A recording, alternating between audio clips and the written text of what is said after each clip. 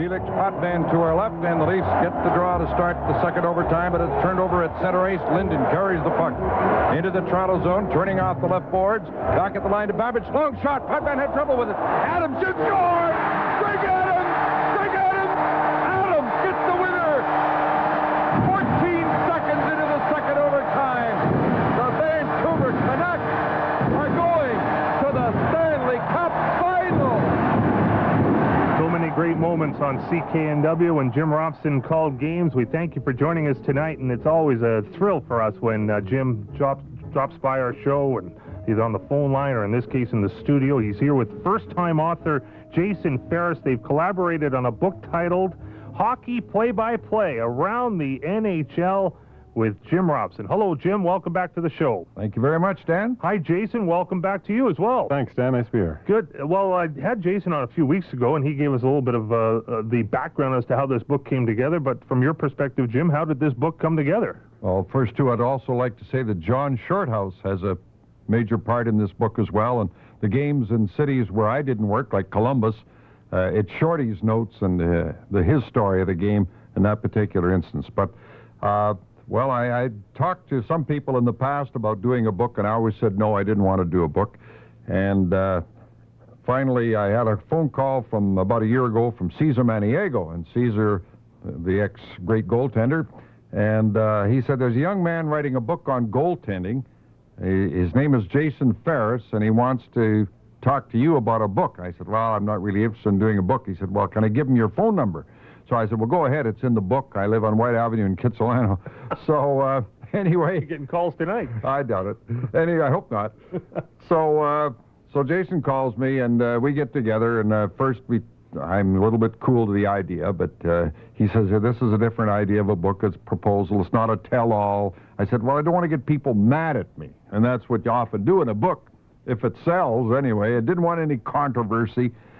But anyway, he talked me into the idea, and I bounced it off the family. My wife thought it was a great idea because it preserves my old notes on the games I did. And I had a whole garage full of them in an old filing cabinet, and they were going to be dumped out because no one in the family would want them. You can't, a museum doesn't want them. The Hockey Hall of, or the BC Sports Hall of Fame would put it in a closet.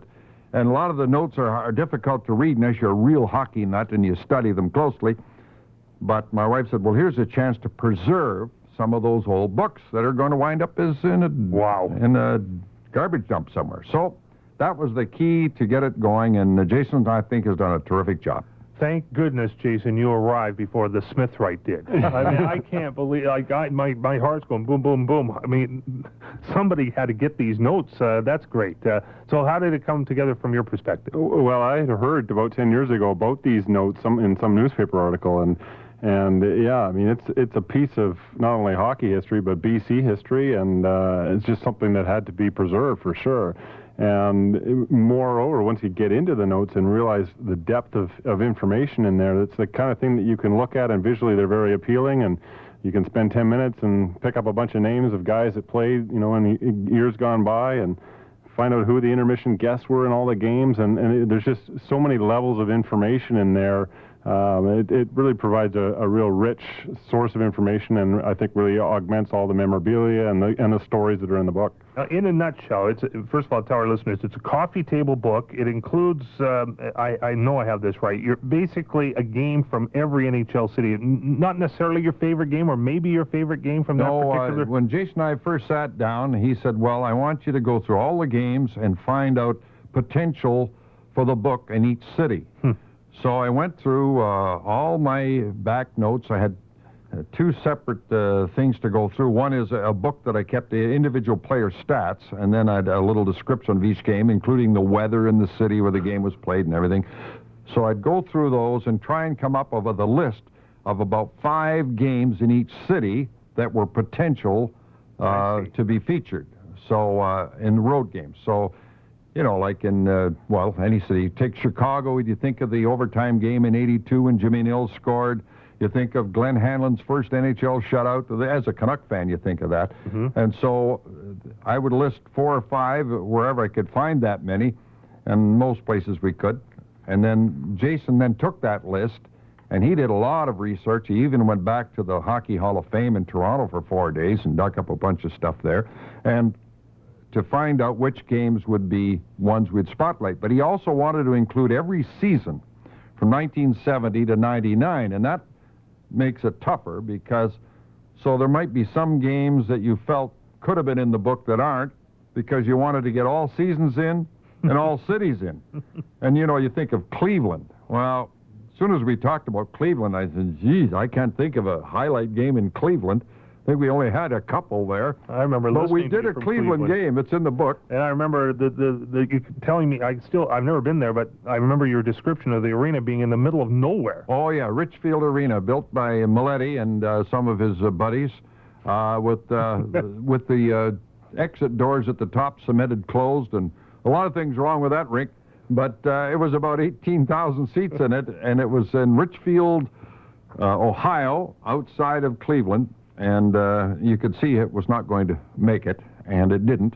But that's the sort of thing we did. And was it hard to cut down to one for everyone? I mean, you must have some tough choices. Well, it was for some cities. You think back in Montreal, you think of the Canucks' first ever playoff series against the Canadiens when Gary Smith stood on his head and they beat the Canadiens in Game 2 of the series, and then lost Game 5 in a long overtime when Guy Lafleur scored a fluke goal from out of the corner. It went off Dennis Kearns' stick.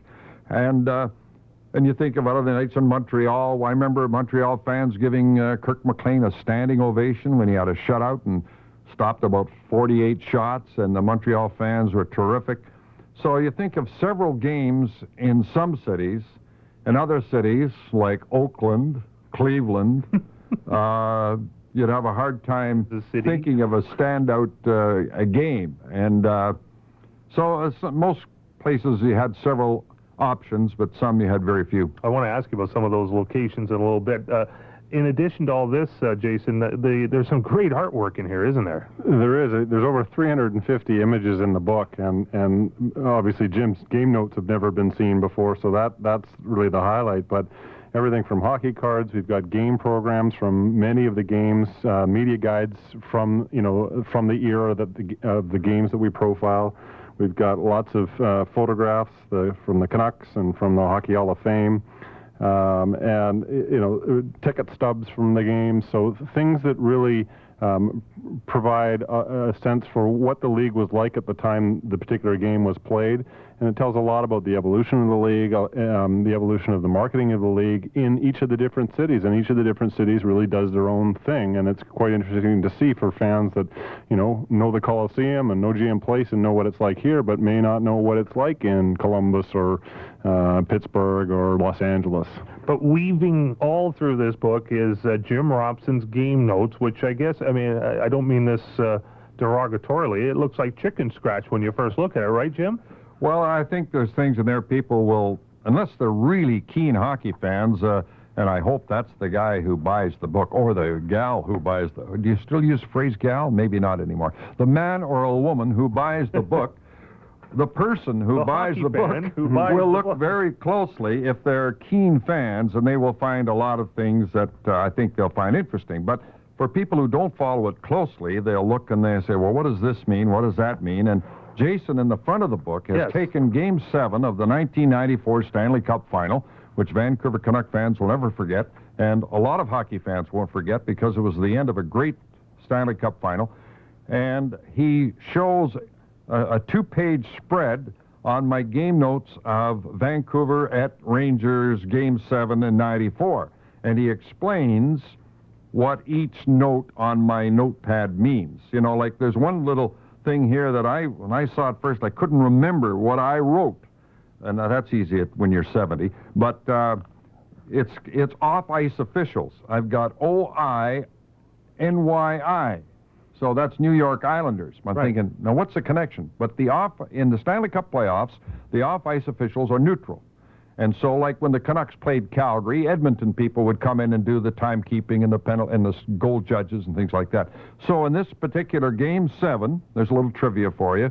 At Madison Square Garden, the off-ice officials and the goal judges were New York Islanders. Now, this all comes, though, Jim, from your background, I'm sure, doing baseball as well. I mean, I read Red Barber's book, too, and Vin Scully, and every baseball, all the broadcasters keep game by game notes and scoring summary, and, of course, baseball, you got to do it pitch by pitch pretty much, but everybody's got their own system. There's no two books that are the same when you look at the play-by-play broadcasters who keep their notes. No, and of course, in baseball, you have to keep a scorebook. You can do a hockey broadcast, and someone else can keep the stats or the scorebook. You don't really need to. You can do a hockey game probably without one like this, but baseball, you've got to keep a scorebook. You have to learn how to score in baseball. If you get the wrong batting order, then you're dead. It's that help you with these notes? Like, did well, you I guess transfer there's that a skill similarity. I did a lot of baseball and kept scoring baseball. So I did this in hockey basically because in the early years I worked alone, like especially in the minor leagues, and you had to recap each period on the air. You had to recap the game for a end-of-game summary or for a sportscast, and you had to get in certain things, maybe sponsors' mentions or whatever, so you put all your information in front of you in one sheet of paper.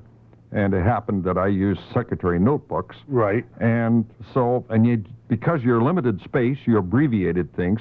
So it was your own way to keep it all intact and right there at your fingertips. So you could, all the goal scorers and the summaries and the penalty minutes and everything is there in front of you without having to dig around a bunch of papers. But your routine would start in the morning, right? You would take this book out sometime preparing for the game, getting all your game notes down, including the weather and the special hello to the hospital page. You have all this here, almost a checklist. Well, it is a checklist, and even though people, when they look at this, they'll say, well, here's the one he didn't check off the shut-ins. It's listed. But I might have missed it on one or two occasions, but very rarely. But I didn't always cross it out in the broadcast. So some of them are crossed out, some of them aren't, some are ticked off, and some of the listeners would be ticked off too. But and also it improves. Like I just opened a page of a Chicago game, and it's earlier, and in the latter years, my notes were a lot more complete. I did a lot more things. Every year we seemed to add things, and they got better and better. And of course, we didn't have computers, and we didn't have daily NHL stats. In the early years, you got the league stats once a week on Mondays. That was it. And so a lot of the stuff you wanted to have in front of you, and you had to prepare it before. And it was just something you sort of had to do in the job. And I'm sure most other broadcasters did the same thing. What grabs me right off the jump, and will the people who see this book, Jason, is the photo on the front cover. For all of us that grew up literally listening to Jim Robson from the Pacific Coliseum and wondering just what kind of viewpoint did he have as in terms of his vantage point from the broadcast booth. I mean, I always knew he was 70 feet above the ice on the the Canucks were always defending the south goal or the north goal to your right, and the visitors the south goal. You're on the east side in those days, but in the Western League days, we worked on the west side. Oh, did you? I didn't know that. And that, when they designed the Pacific Coliseum, they designed it so television would work on the east side. Right. And they put a special tube at the, I guess it was the southeast corner for all the cables to go up from the trucks at ice level to the east side booths at the Pacific Coliseum. But then Hockey Night in Canada came in and said, no, that's too high a level. We have no lower level spot for our cameras. We wanted the cameras, certain cameras at the mid-level, right, where the press box was. So we'll take over the front row of the press box, which is on the west side. So then all the TV setup had to work out of the west side. So the radio then switched to the east side. So when you did the old Western League Canucks on radio, were you on the lower west side or the upper west side? Upper west side, okay. And then when TV came in, they changed it around, and there were some disadvantages working in Vancouver for television because you were at a lower level, and the benches were in front of you, but people blocked your view at the benches. So you couldn't see necessarily what was going on at the benches as well as you could high on the opposite side. And there was also a rail for years blocked the north goal when you were doing television. You had to duck and dive to see past this rail. And we had a great cameraman for the CBC, and wouldn't you know it, I can't remember his name, but every year he'd write to the P&E and said, get rid of that rail, and they said, oh, we can't because it was dangerous for the fans coming down. Well, after a long, many, many years, they did change it to a plexiglass type of railing, so you could see through it. But for a long time, it was a handicap. Anyway, Jason, this photo is great, isn't it, on the front? Yeah, it's a panorama shot from 1970, looking out from the booth, and you see, starting in the booth, all of Jim's notes and commercial cues and the various electronic equipment in front of him. And then looking out through this window, you really just see the ice. It's really clean and pure because there's no advertising. It's just simple hockey, and we just thought it was a really classy way, and certainly I think a perfect way to introduce the book. Now we can't obviously on radio show the 1970-71 Vancouver Canuck vantage point that Jim Robson has. But we dug into the tapes and we found a game from 70-71, and let's listen to a couple minutes of this and then get Jim's memory of this night. It's 4-3 for the Canucks, play in the center ice zone. Cashman dumps it back to Bobby Orr, and now the Bruins get their power play organized. They start up the ice. Stanfield pass intercepted by Boudria. Over the Boston line. He shoots. Keeper stopped it and held it to stop the play.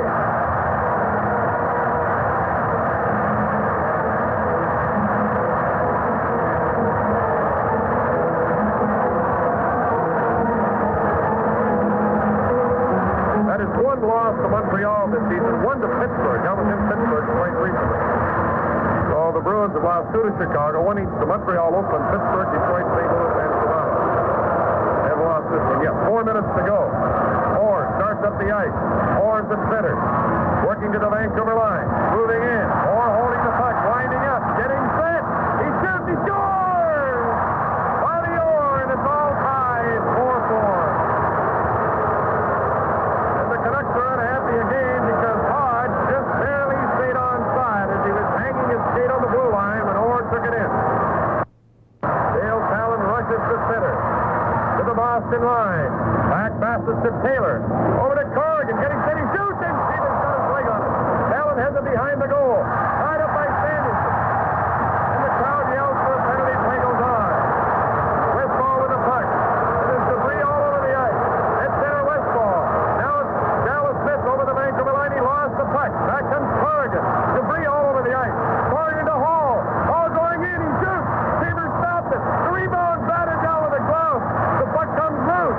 Quinn moves up. He can't reach it. Here come the Bruins back, and there's programs all over the ice as the play goes on. Carlson over the Vancouver line. Carlson getting set. Failed to get a shot. Quinn gets the puck. Off the boards for Hall. Hall coming out with Corrigan. As Boston saves, Corrigan's at center. In on the defense. Over to Taylor. Goes into the left corner. Taylor tried to center. Lost it to Green. Green stops it behind the goal. It's dangerous for the players with all that stuff on the ice. The pass on the right now for Sanderson. Too far ahead. Loose puck at the Boston line, and Green has it. Now Harris finally stops the play. 2:17 left. Amon just clears it to center ice. The pass is too far ahead for Boudria. Loose puck at the Vancouver line, picked up by Ken Hodge. Mackey got a piece of him, and the puck went to Paymont in the last minute. Paymont at center ice. Over the Boston line. Paymont moving in on the right. Here's his shot. Went wide. Came around on the boards to Wilkins. Here's his shot. It's blocked. Mackey gets the puck. Throw it in front. Paymont shoots. He scores! Paymont!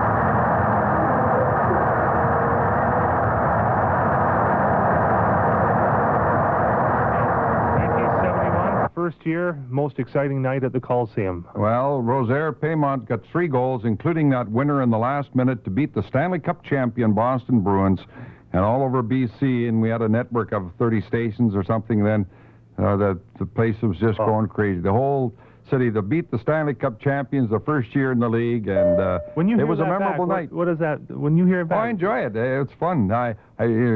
I think, why doesn't he give the time? I didn't give it quite enough. I said they're in the last minute. I hope they picked that up. But they're little things when you listen. You hope you wouldn't make any mistakes at times like that. But it was an exciting game, no doubt. 8 o'clock start. I'm supposed to be in bed at that time. I'm lying in bed. I'm the typical Vancouver. You've heard from a million of them. I'm the typical Vancouver hockey fan at 10 or 11 years old, and I screamed when Rosie scored. My parents said, "What are you still up for?" I'll never forget that. Do you remember that at all? Well, I'm a little younger, so that was a couple of years before my time, but not much. But I really I didn't know you were going to play that clip, and I like that you just play the clip and let the words stand for themselves. And in the book, there's another game from the first season. Actually, it's the first ever Canuck win, Game 2 against the Leafs. And really, all we do is we transcribe one of the goals right off the game tape of Jim's words, because the economy of his words at a time of great excitement on the ice, it was really, I think, what fans around here came to know and trust. And so a lot of times, there's nothing better to say than just to have the words. So there's a number of key games where we transcribe very memorable calls, and I think some of the fans and the readers will enjoy it. In a few minutes, I'm going to play a goal that Jim has never heard back before, but it's special, and I'll tell you why in a few minutes. This book is very special. Hockey play-by-play around the NHL with Jim Robson, Jason Ferris, and he collaborating on this book. Now, I'm going to give you a number and a website, and I'll do it a couple times. Robson Hockey Book. That's all one word. RobsonHockeyBook.com. You can find out much more about this book there and how to order it. And here's a phone number, and I'll repeat it later, 604-803-4561. 803-4561. It's hockey play-by-play around the NHL with Jim Robson. We want to open up our lines now. If you want to talk to Jim or Jason about this book, you can call in now. They've all been blocked, so you can get through at 280-9898, star 9898. Bob's just opening them up now. Toll free around British Columbia, 1-877-399-9898. Back with much more right after this. You're listening to Sports Talk. Here again is Dan Russell. Start mixing it a little bit. They're going to have to stick their nose in there if they hope that they're going to get creamed 10-0 here tonight. Face off to the left of Lockett. The puck bounces around. Bordelot got his stick on it momentarily. It's steered to the side of the net. Pratt and Riseborough battle for it. Pratt clears it around on the right boards to Gould. Gould to Odlefson coming out by himself at center, joined by Bordelot as they go in. Odlefson shoots. Dryden made a good save on a low slap shot by Odlefson. And LaPointe took a run at Odlefson. Instead of it, Bordelot scores! Colin Bordelot. Well, Odlefson made the play. He took a real check from LaPointe in the corner, pushed him back, and sort of took his mind off the puck there for a moment, got the puck into the slot. Colin Bordelot zinged it in just inside the post on Dryden's right side, and the Canucks are back in it. And that's 2-1. That's Big Al, and that was the very first playoff goal ever scored by the Vancouver Canucks. According to Bob. That? Yeah. Colin Bordelot. Colin Bordelot. Yeah. Just going to take calls here in a second, and I don't want the time to get away. Back in the old Western League, shorter or less teams, so less players to memorize, but where was your favorite buildings to work in the old Western League? Well, the Vancouver Forum, which is still there. Yeah. And the old booth is still up there in the building. Really? At the corner of Renfrew and Hastings. I was in there a few months ago. They were working cleaning windows, and I asked a guy, could I come inside? I just walked around in there, and one wall's been knocked out the end, but I looked up in the old broadcast. Still there? You were so close to the ice. Yeah. And what about outside of Vancouver? Well, gee, I don't know. Most of the rinks, especially in the States, Victoria was really good. Yeah. Victoria Memorial Arena. You're right over the ice again. But in the States, they were buildings, and they didn't even think about the broadcast facilities, right. even in the NHL. So in Portland, for example, you were sitting right among the spectators. In Seattle, you were in a booth. The Seattle, the newer rink built for the World's Fair, that was the Seattle Coliseum, I guess it was. Right. That was a good place to work. Denver, Salt Lake. Oh, you're right in the stands. Salt Lake, you're way up in the booth in Phoenix, and Salt Lake had windows in front. Really? And I didn't like that. You're enclosed in the glass. You couldn't hear the outside noise of the crowd and the PA, so you had to have an outside mic to pick that up. Wow. And you worked by yourself Yeah. and this complicated things. So most of the American buildings did not have good broadcast facilities, and even today in the NHL rink, some of them. Where was the St. worst? Louis, I remember the new rink in St. Louis. Near the end of my career, I did some TV there. And here we are working in a sort of a makeshift area in the stands because they never think about putting in the broadcast facilities. Whereas in the Canadian cities, that was part of the design of the building. Yeah. There's a great picture from Washington in the mid-'70s of Jim broadcasting, and he's in the middle of the stands, surrounded by fans, not many of them, albeit in Washington, on a makeshift 2x4 little bench that somebody constructed for him, probably about 5 minutes before game time. And it really just shows you, there wasn't a lot of thought about what the broadcasters were going to face. Well, there's one thing, if I may jump in here, Dan, I don't know, I'm just looking at a page here, and I want to mention these 4 guys that are good friends of mine. They're on this. This is a program, a picture of the 1967-68 program of the Vancouver Canucks, the first ever game played in the Pacific Coliseum. This is in the minor leagues, but there are 4 players in action shots on the cover. Phil Maloney, lives over at Yellow Point on Vancouver Island. Billy McNeil, who lives out in the Fraser Valley. Ronnie Matthews, who still lives out in Coquitlam, I think, and Larry Popine, who lives in Kamloops. All former excellent players in the Vancouver Canucks of the minor leagues, and they are featured on the cover of this program from the 1967-68 season.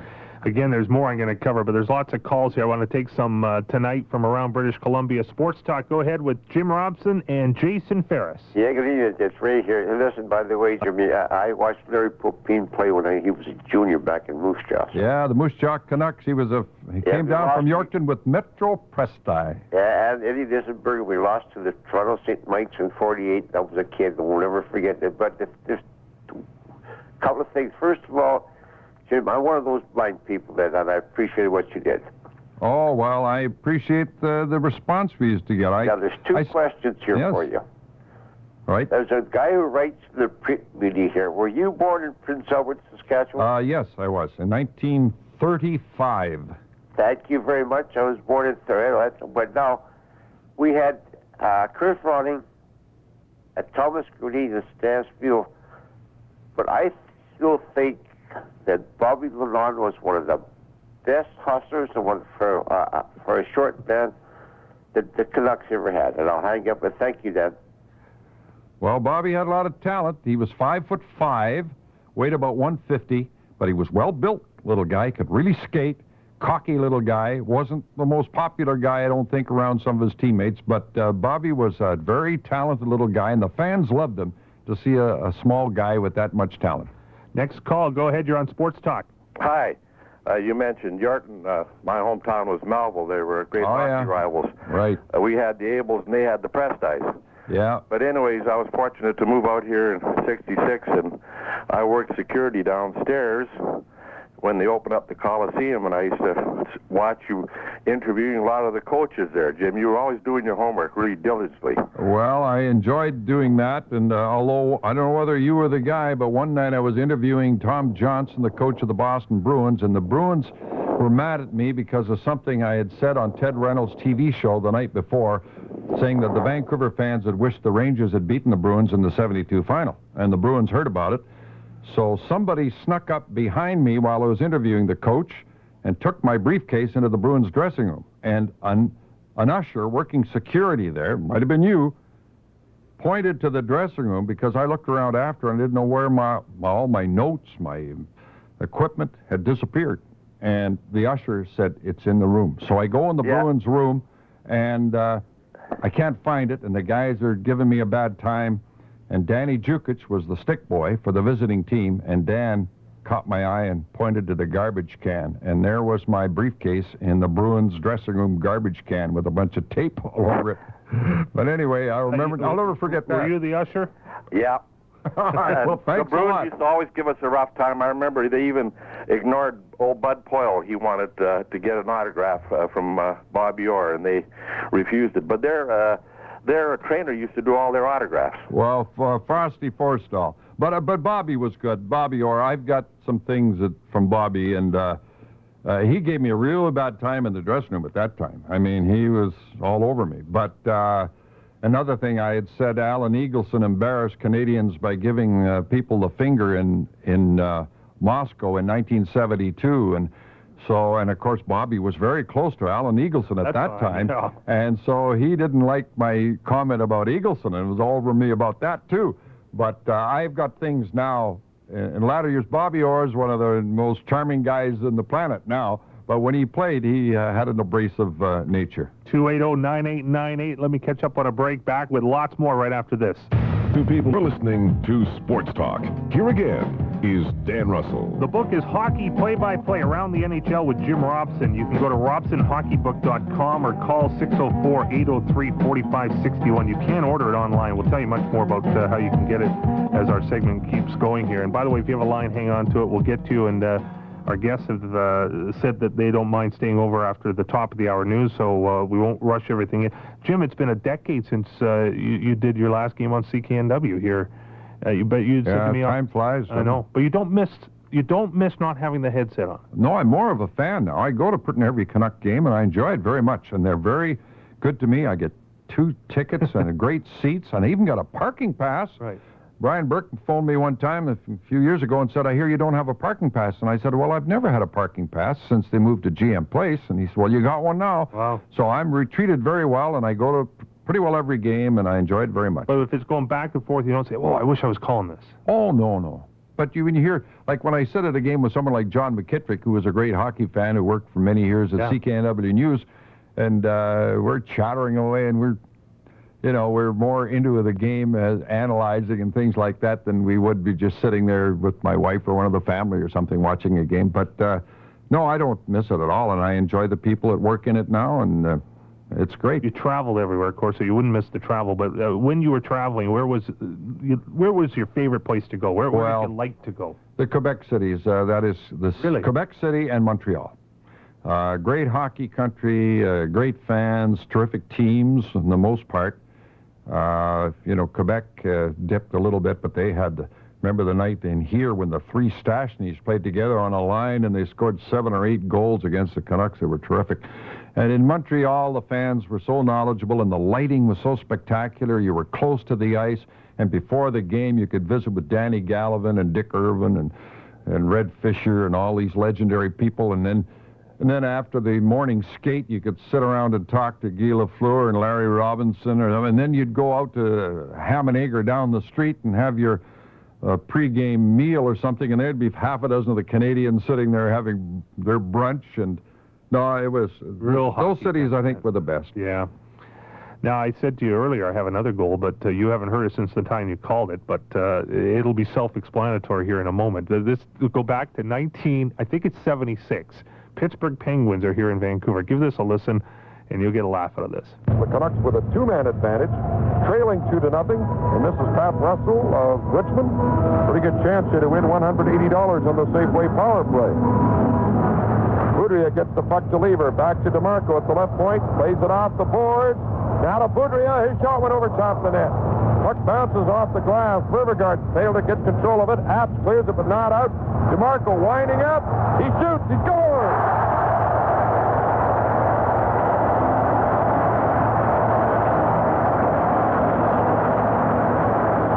Ab DeMarco scoring against his former teammate, and it's now 2-1 for Pittsburgh.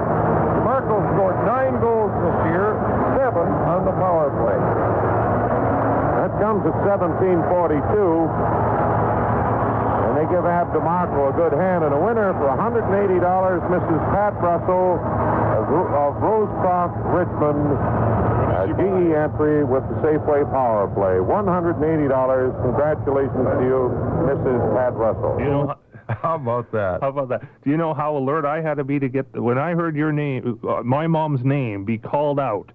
I'm listening to the game in my bedroom, and 14 years old. I grab the cassette, I throw it in there, and all these years later. Oh, that's amazing. That's a nice piece of history, that, especially in your family. No doubt. And my mom's still alive, and she'll get a kick out of hearing that. But and by the way, they're still giving. She spent the $180. I think so. I was saying to Bob the other day, do you think maybe Mr. CKNW could maybe increase the power play jackpot in 2005? They're still giving away $100. Yeah, but people like it anyway. Sports Talk, go ahead. Are you there, caller? Hello? Yeah, your turn. Oh, yeah. Hey, one thing, Dan, before I move on to the big kahuna there, I'd like to thank you for keeping us connected to our game through our season of discontent, and what a great job you did in the spring. I really enjoyed you on the TV with your own brand of the play-by-play. Thank you very much. You did a very nice job. And, Jim, so nice to hear your silky smooth voice again, but I'll take you back a little bit further. As a young man, I used to lay in bed at night with my rocket ship radio clipped onto the electrical outlet in my room and listen to you reconstructing the games from Capilano Stadium. Multnomah Stadium, you just did my Mounties. I loved that in the mid-'60s. Well, it was a lot of fun. I used to lay in bed at night in the summer and listen to you as I went to bed every night.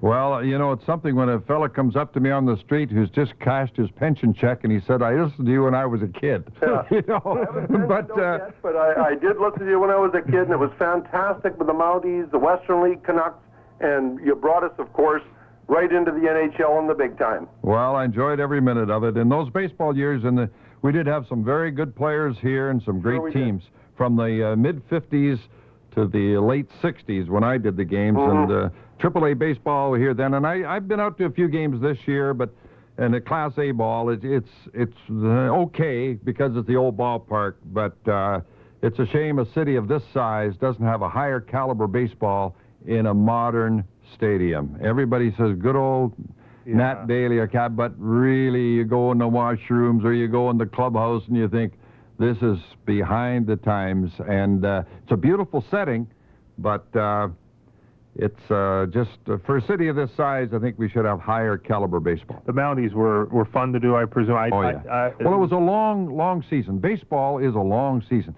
And, you know, now they have a playoffs. For years, the old baseball purists said, oh, that hockey, they have all those playoffs, and baseball's above that. We just have the World Series, the National League and the American League. Right. Now look at them. They got a wild card. Some lady in our neighborhood follows the baseball. She says, what's a wild card race, you know?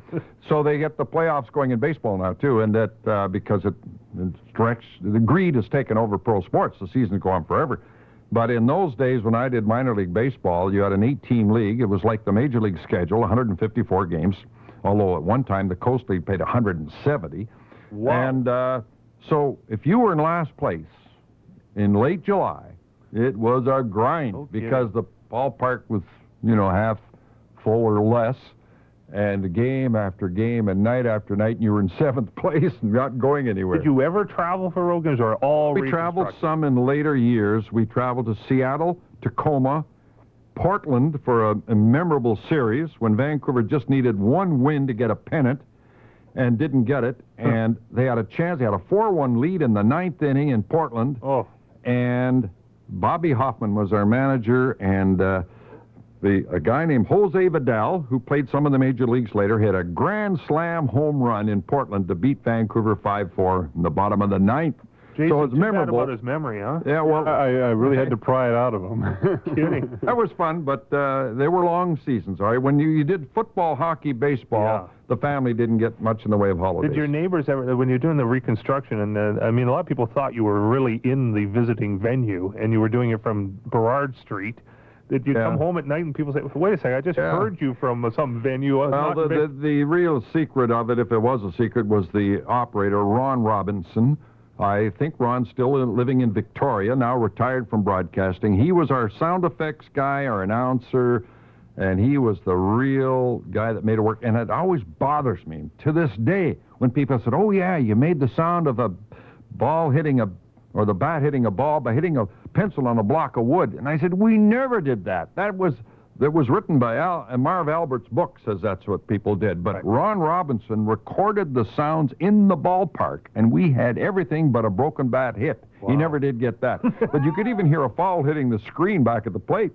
So he made sure that the sound was authentic. So when that ball was struck by the bat, it was recorded at the park, and that's the way it sounded. Your focus to do those games in a studio like we're sitting in now, probably a lot smaller. Oh, yeah, it was. And not as nice. And the information coming over through teletype, I guess. Or well, those days it was a teletype, which is nobody knows what that is today. But it was a description of the game in abbreviated form. Right. We also did, believe it or not, hockey, and it was a disaster. Yeah. We did a game in Los Angeles. The first time I ever heard the word Zamboni. The guy came on the teletype, it was about 1960, I guess, 61, somewhere in there, and said there's a delay in the game because the Zamboni broke down. Well, I go on, we type back, what is a Zamboni? There's a long pause, and the guy come back and says, "You call yourself a hockey announcer and you don't know what a Zamboni is?" It was the ice surfacing machine, but here we had an old battered-up Jeep and a box and a cable on it. It was made by a welder in East Vancouver somewhere. It wasn't a Zamboni. I never heard of a Zamboni. Unbelievable. You did reconstruction hockey, and it didn't work very well. But break in 30 seconds. But was that not as challenging as anything, doing the reconstruction? I think, thinking back, it was the most challenging to keep your concentration, especially a one-sided game. But it's amazing how it worked. And, I have very little record of that. I have the odd little piece of tape, but not much. Jim Robson is with us. They are going to stay over the top of the hour news break. Jason Ferris with us as well. We're going to grab a break. I'll come back on the other. You can get your pen out, and if you haven't got the number or the website, we'll get that to you just before the top of the hour news, and then we'll give these guys a 5-minute break. If you have a phone line, hang on to it. We'll get right back to calls following the top of the hour news. In the meantime, let's take a break. We'll be right back. Harry Neal says hockey play-by-play gives you an inside look at the job of broadcasting NHL hockey from a true expert. Your memories will be fertilized by Jim's recollections. It's from Harry. If you'd like to order a Robson Hockey book, RobsonHockeyBook.com, or the phone number 803-4561. That's 604-803-4561. And we should mention part proceeds go to benefit the Canucks Place Children's Hospice. Jim Robson and Jason Ferris will stay with us a few more minutes. If you have a line, hang on to it. It's Dan Russell in downtown Vancouver, and this is the Sports Talk Radio Network. Good evening once again. Welcome to another hour of Sports Talk. We're here till midnight on our flagship station, CKNW, and around the province on the Sports Talk Radio Network. Remember when the network was brand new, and the intermissions you used to give all the call letters? I think John Ashbridge finally said, Jim, you better cut that out. We got about 40 radio stations, and between periods, partly to pad the time when you worked, I used to say hello to the stations. I would say, well, in the Caribou, we've got, and I'd run through all the stations in the Caribou. And then after a while, we condensed it by saying, tonight we're going to single out the Kootenays, and we'd mention the stations in Trail and Castlegar and wherever in Nelson, carrying the games, and we'd break it down to regions rather than do all the stations. But in the early years, you know why? Because I worked in a small-town station, CJAV Port Alberni, and one year, I think we carried the BC Lions football games, and you'd sit there operating, and they would mention your station. And you thought, proud, didn't you? Boy, one guy sitting in this station all by himself, and that was the highlight of the night. So I think when I'm doing a game and the guy in Terrace is sitting there and he hears his call letters and his station, well, that's special for Terrace. The familiar voice of Jim Robson, and we have Jason Ferris, who these two have come together to put this book, Hockey Play-by-Play Around the NHL with Jim Robson. We've got calls on the board. We'll get to them in just a second. Let me take care of a little bit of business first. Our sports scoreboard brought to you by Sports Action. Tonight in the Canadian Football League, Calgary beat Ottawa 45-23. So Calgary wins. BC going to Edmonton on the weekend, trying to keep their perfect. Isn't that some season the Lions are having? Wow. I hope they can do 18-0. Oh, I don't think so. No, in fact, this Edmonton game coming up will be the severe test, and it might be the night the streak ends. This will be fun. Jim can help me with the scoreboard. Columbus beating Detroit 3-2. That's our highlight score in the NHL preseason because Gilbert Brulé scores the overtime game winner. I guess the Giants fans might not see him. Ooh, I wonder if they will. Big League Baseball, the Yankees beat Baltimore 7-6 now. Those darn Yankees buying a playoff spot again. Yeah, Boston's payroll is only about $40 million less, but still, they're one game back. Minnesota beat Chicago, and Cleveland beat Kansas City, so that's Central is now Chicago by... Ooh, the White Sox are fading. They are, by a game and a half now, just over Cleveland. Los Angeles has a 3-game lead on Oakland. The Angels beating Texas 7-4. The Athletics were idle tonight. Houston in the National League beat Pittsburgh 2-1, their wild card lead. Jim's not wild about wild cards. We learned that in the last hour. But Houston has a 2-game lead on Philadelphia and a 4-game lead on Florida. Canucks in San Jose tomorrow, pregame at 6:30, play-by-play at 7. You going tomorrow? Oh, yes, sure. Oh, preseason games. He goes to them still. Well, Pat Quinn was telling a friend this week that in Toronto, the Leafs are playing Montreal tomorrow night in a preseason game, and he said it's just like a mid-season game, all the hype. And I think there'll be a lot of interest in the game here tomorrow night, even though it doesn't mean anything, and it's San Jose. But Hockey's back. People are hungry. NHL hockey is back. There's your scoreboard for sports action, and we'll go right back to the phone board right after this. The CKNW Sports Scoreboard is brought to you by Sports Action. Bet on your favorite team now at your lottery retailer, favorite pub, and BCLC.com. Sports Action. Wanna bet? Only 12 people have walked on the moon, and you will be next with IMAX 3D. Magnificent Desolation Walking on the Moon 3D will take you to the lunar surface with the 12 astronauts who've gone before. Travel nearly 250,000 miles on humankind's most incredible road trip. Through CGI and unreleased NASA footage, you'll take that giant leap yourself. Magnificent Desolation Walking on the Moon 3D, produced and narrated by Tom Hanks, starts Friday at IMAX at Canada Place. Listen to the CKNW Morning News with Philip Till for your chance to win CN IMAX passes.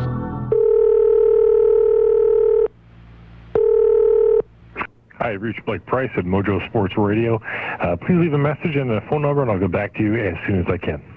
Blake, I listen to the Canucks Lunch every day, and I listen because I want to talk to Nonis or Naslin or whoever you've got on, but your producer parks my on hold and leaves me hanging there till I'm ready to die. Let me on the air! Mojo Sports Radio 730. Every day is game day. Sports Radio 730. This portion of Sports Talk is brought to you by HockeyPools.com. In a pool, get your player predictions and manage your pools for free at HockeyPools.com today. Good news! The new Rona Home & Garden in Richmond is now open at 3000 Sexsmith Road. Celebrate our grand opening with savings like laminate flooring, only 89 cents a square foot, or a 10-inch compound miter saw, now 25% off. Double your Air Miles reward miles, plus enter to win a $5,000 shopping spree. Details in store. The new Rona Home & Garden in Richmond is now open. 3000 Sexsmith Road, corner Bridgeport. Hurry in. Make it happen with Rona, the how-to people. Proudly Canadian. Oh, when I see those cars go by, I can't help but cry. All that pollution gives me such a pain. Vehicle emissions affect our lives every day. Breathing ain't what it used to be since we got those car emissions. Do your part. Drive smarter. Ride a bike. Take a walk. Let's make a difference. Brought to you by the British Columbia Lung Association, Environmental Youth Alliance, the British Columbia Medical Association, and the David Suzuki Foundation. Have a great trip, a great getaway. Flight Center. Ladies and gentlemen, this is your Flight Center captain speaking. Flight Center has launched its new and improved website. Search all travel products in one convenient location, compare prices, and book what you want at flightcenter.ca. With our extensive range of products and our lowest airfares guarantee, you'll be sure to find what you want at the click of a button. Visit us online, in-store, or call 1-877-GR8-TRIP. Have a great trip, a great getaway. Flight Center.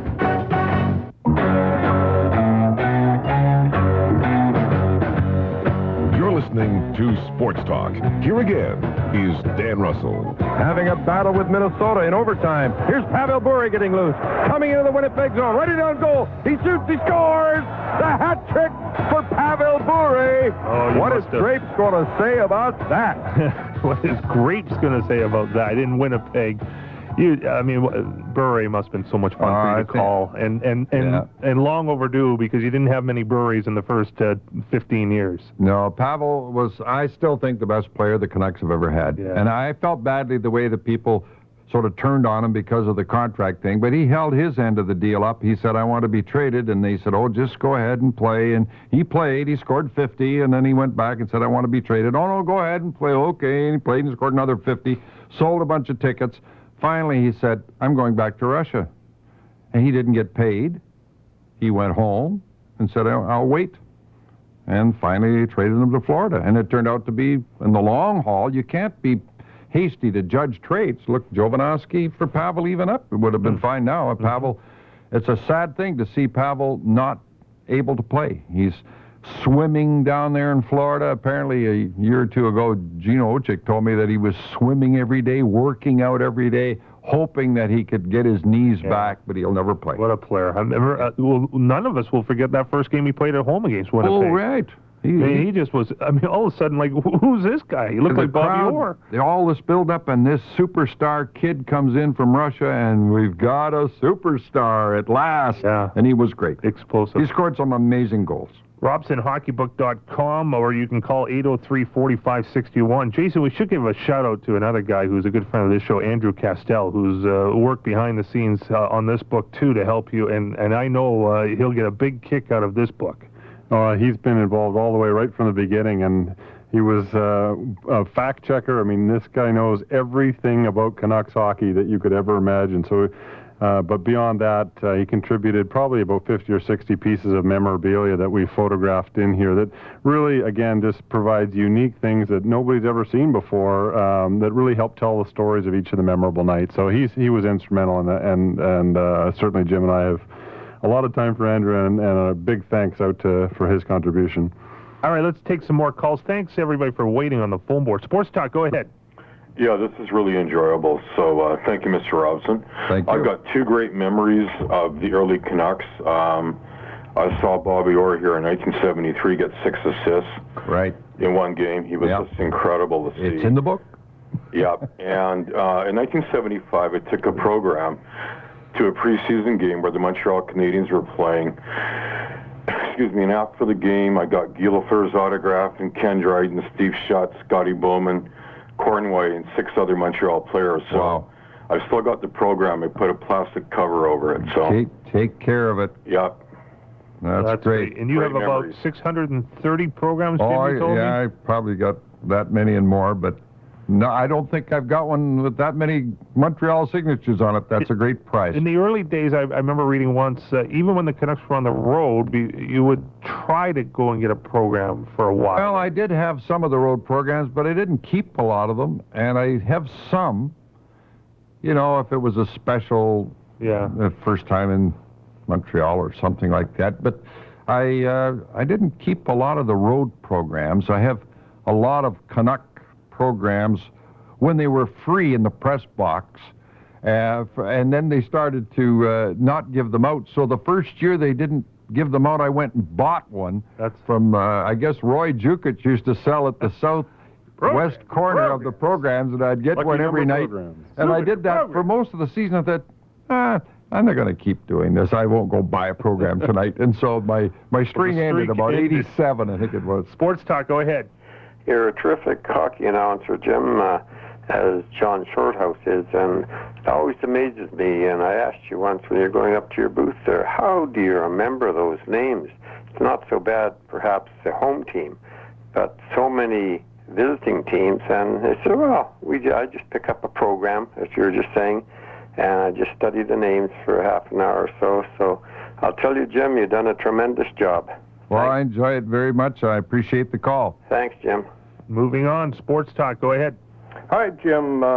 So nice to hear your voice on the radio here again. Man, it's a comfort feel. It really is, and I'm really looking forward to your book. I got a couple of questions. When did you first start broadcasting Canuck games? And there's another question that may come as a result of that. Okay. Well, my first pro hockey broadcast was Grey Cup weekend at the last week of November in 1956. The Vancouver Canucks and the Edmonton Flyers. Great. And I did that game because Bill Stevenson was the Canuck announcer, but he also did football. So he went back to Toronto for the Grey Cup game, although the Lions weren't in it, but he went to all the Grey Cup games. So while he was away, I would move into his chair. So on that particular night, he was away, so I did the game. But on a regular basis, I didn't start till the early 60s when he left to go to Toronto.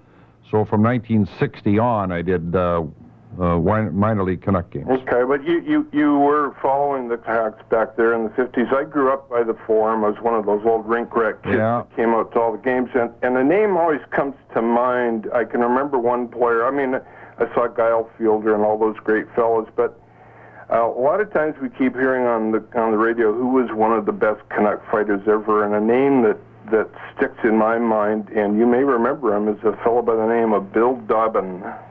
Yeah, I don't remember Bill fighting a lot, but it was early, so I didn't do a lot of the games when Bill was playing.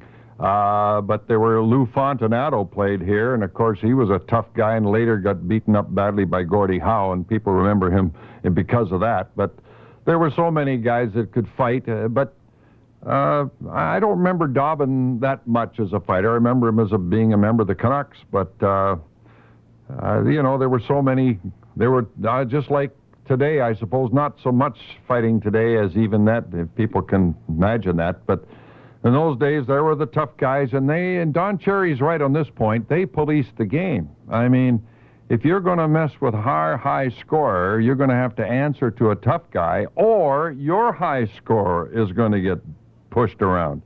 So the tough guys balance things up, and as Andre Boudreau used to say, the singers sing and the dancers dance. From the mid-'50s till the late '60s, and you just referenced Bill Stevenson, you were with CKWX, and in those days, WX had, and other stations, we won't get into the long history, but other stations could also call Lions games. It wouldn't be unheard of that 2 stations might call a Lions game. Well, we did 2 in those years. It was CKNW with Jim Cox, right, and I did the games for CKWX. Right. And prior to that, Bill Stevenson. Yeah, so there were 2 stations in each market, all across the league, and 2 in Calgary, 2 in Edmonton, and they were sort of like 2 different networks. Yeah. And I'm not kidding anybody. Jim Cox and NW had more audience than I did. NW had the big audience, and but I did the football for 5 years. Well, here's where I was going with this, and just because of the history and because of this book. So you're with WX, and then the Canucks come into the NHL, and I want to get the story straight, because I've heard. Like you're at WX, and in those days, the Western Hockey League was only in the late '60s, only on WX. But NW gets the broadcast rights. Tell me what the circumstances were that you were able to become the voice of the NHL Canucks when Jim Cox was doing, an awful lot of good work in this building back then. Yes, well, Bill Hughes, who was. Mel Cooper might have been the manager by that time, or maybe Bill Hughes still was, but Bill Hughes was a senior guy in the operation at NW. He came to me one time, I can't remember when it would be in the spring of 1970, I guess, and he said, would you move stations to do NHL hockey? And I said, yes, I'd go anywhere to do NHL hockey. And that was the end of the conversation. And then during that period, the negotiations started up, and I don't know anything about that. That was way beyond me. Behind the scenes. But somehow NW got the rights. Yes. And I know WX would have liked to have had them, and other stations maybe too. I don't know. But certainly it would be NW and WX were the big rivals in sports. Right. And NW got the rights. So they came to me then and say, well, we want you to come over and do the hockey. Right. So I walked into the manager at CKWX in the corner. It was, I think it was Dalt Elton, and the program director, Bob By, was there. Yeah. And I handed my letter of resignation. Yes. And I said, I'm leaving to go over to CKNW to do hockey. And this was about 11 o'clock in the morning on a weekday, and they said, what are your duties today? I said, well, I got the noon sports coming up. They said, well, do that, and that's it. No more. You're off the air. I'd been there 14 years. Wow. So, because there was so much rivalry between the stations. So I went in, did my noon sports, walked out of the building. Nobody in the building knew that I was through there.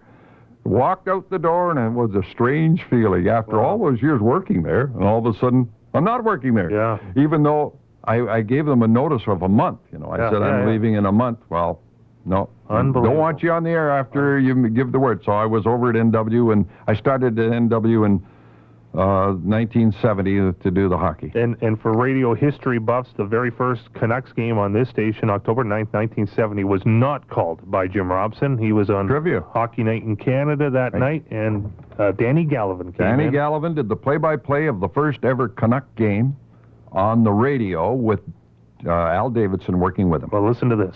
Good evening, everybody. This is Al Davidson with Danny Gallivan and Jim Robson, welcoming you to the National Hockey League and its play in the city of Vancouver.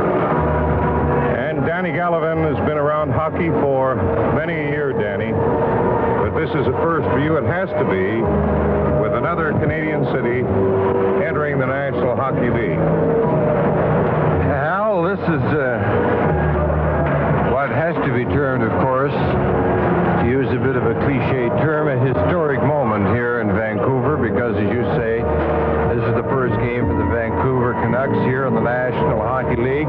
October 9th, 1970. We've lost those two in the last 15 years or so. Yeah. But Danny was a really great man, a terrific man. I have some letters I've kept over the years that Danny had written me, and he was a terrific person. And Big Al, he was yeah, Big Al too. He was when I worked as a rival with Big Al, he used to cut me up. He called me the bush leaguer on Burrard, and then when I started to work there, the day I was hired, Al quit because he wanted to do hockey, and he walked out the door. And they had to talk him into coming back. Al wanted to do Al Davidson wanted, and he probably could. He had a terrific voice, great voice. And Al was steaming that they hired the rival guy from the bush leaguer from Burrard to do the hockey, but they calmed him down, talked him into it, and after we started to work together, Al became one of my greatest boosters. Wow. I thought Jim Cox might be the one who'd be upset. Well, Jim might have been. I don't know about that. Jim, of course, I was connected with the football. He did football for 25 Wasn't he years. a great broadcaster? He was a good hockey man, too. He did everything. Oh, yeah. Lacrosse, and... he pinch hit for you when you were on Hockey Night regularly. Yeah, and I paid him, though. That was a part of the deal, yeah. I'm not a very good negotiator, but NW had such a clout that they said, we want Robson to do the games, and when he can't do them, he has to pay his replacement. My goodness. So I made out a check to Jim Cox. I can't remember how much it was, but he was underpaid for every game that I went on TV and he had to do on the radio. The things I'm learning tonight. 5 minutes left here. Let's grab a couple more calls. Victoria, go ahead. Yes, thank you. I really enjoy hearing this again. You should make him somebody regular. 2 questions. Does he go around to the different bookstores to do signings or anything like that? Okay. I'll ask Jason about that here in a second. And the other one? The other thing is, does he remember, I used to listen as a kid again to him doing the broadcasts of the Mounties when we used to have a place over in Salt Spring, and by the campfire, hearing him do the games. But I'm thinking of, I think it's one of the last games of the 67 season, and does he remember a fellow named Woody Hickey and the home run of his? Woody If Hickey. you could hear that tape, that would be great to hear. Woody Hickey, it was pronounced. He was a Puerto Rican, and I used to hear from Woody. I got a Christmas card from him for a few years. He managed in the Pittsburgh Pirates farm system, and I have a little clip of that at home. He had a home run in the bottom of the ninth to win. And Woody was a very popular guy, a backup catcher who hit about 250, but very personable guy and a popular player here in Vancouver. So I remember Woody hitting a home run over the left field fence at then called Capilano Stadium. Jason...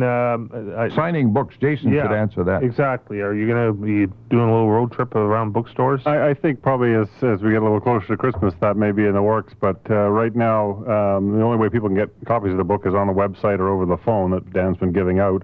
And we're selling 1,000 limited edition hardcovers, which are both signed and numbered by both Jim Robson and John Shorthouse, who is a big part of the book as well. So 1,000 limited edition hardcover coffee table books autographed by Jim Shorty. Exactly, and that's they're going fast, and they probably will sell out. So if you want to guarantee yourself a signed copy, that's really the only way you can get proceeds to the Canuck Place Children's Hospice. Yes, Canuck Place benefits from that's something I really like about Jason's project here, that Canuck Place is benefiting all through this project, and I think that's a good thing. And in typical Jim fashion, I mean, I think he's being humble, but he was really insistent on that, and it's been a good thing all around, and we're doing some joint promotion with them, so we're certainly going to be able to help them out and help with both their profile and give them some much-needed funds to do their good work. Okay, let me see if I can get one more call in here at least here. Castlegar, go ahead. Mr. Robson, it's an honor to speak with you tonight. Thanks very much, Dan, for taking my call. You're welcome. I actually just called my first 3 games on the radio this past weekend in the BC Hockey League. You're on your way. I'm on my way, and I could listen to this all night. So many questions. I just had 2 quick ones here. The first one, I've had some people ask me, did you put a lot of stock in saying that the play was going from left to right or from the north to the south end of the arena? And the last one, I'll hang up and listen.